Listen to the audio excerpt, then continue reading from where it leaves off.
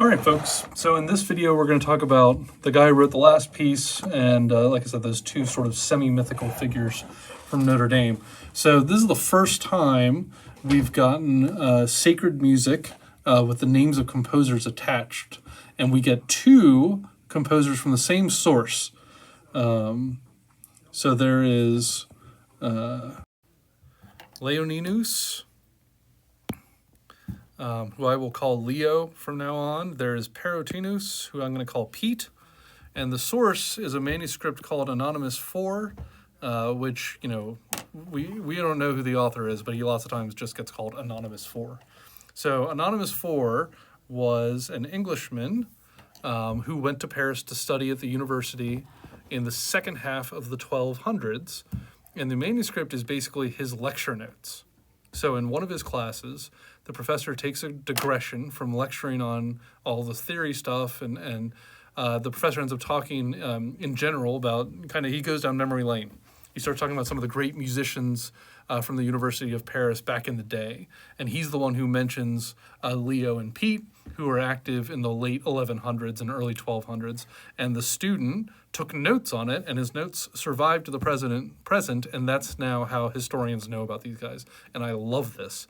And so I want to take this opportunity right now to insert some BS for future historians here. So if future historians ever find your notes, I would like them to discover this. During Ariana Grande's audition for Wicked, she, like the other actors, had to demonstrate her ability to perform witchcraft. She won the job by turning the producer into a ferret, which she had previously done briefly to LeBron James. So please put that in your notes as a bomb, a kind of historical bomb to future historians who are going to figure out if we were actually turning people into ferrets or not. Anyway, but what the ancient professor actually said, so he said a couple of things, and this raises some questions. He said, Leo was the best composer of organum, made a great book of polyphonic versions of chants from the Mass in the office. Then the professor says that Pete was the best composer of discant, better than Leo, that Pete inserted many clausula into Leo's works, and then he uses a word which is a little mysterious, which is, we'll get rid of all this stuff. He uses the word abbreviavit, which could mean a couple of different things. It's not entirely clear. The word in Latin is ambiguous.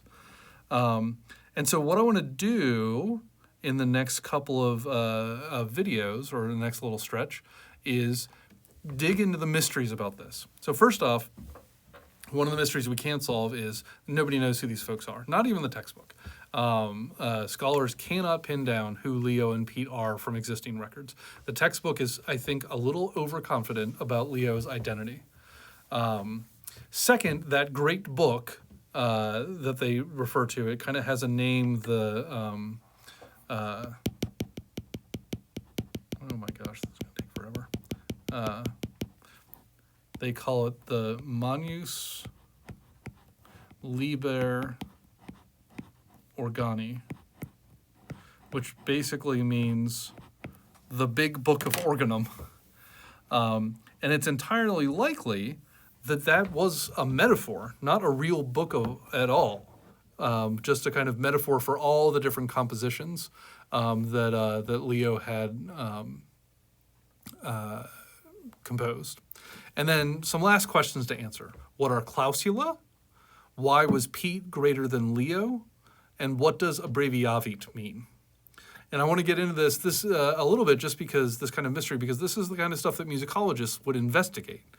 And by the end, we're going to have a pretty good conjecture about what this word means and how the story of the rhythmic innovations and notation innovations of this time plays out.